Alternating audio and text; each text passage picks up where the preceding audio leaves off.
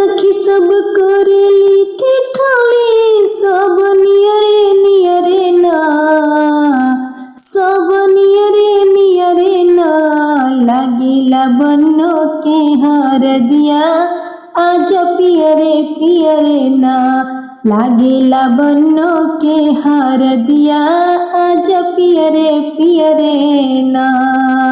दनाए अपन पापा दना रउआ बानी जी, कहिया के हर दी जतन कैले बानी जी, कहिया के हर दी जतन कैले बानी जी।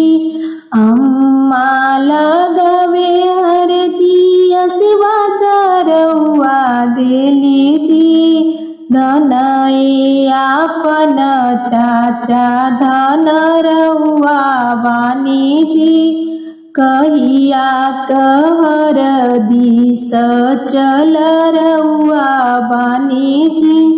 चाची लगावे हर दी आशीर्वाद रउआ देली जी, धनाए आपन भैया धन रउआ बानी जी, धनाए आपन भैया धन रउआ बानी जी, कहिया के हर दिस चल रउआ बानी जी।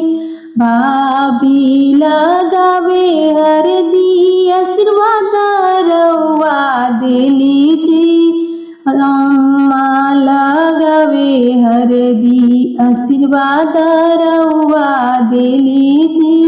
सखी सब करेले टिटोले सब नियरे ना, लागिला बनो के हर दिया आज पियरे ना, लागिला बनो के हर दिया आज पियरे ना।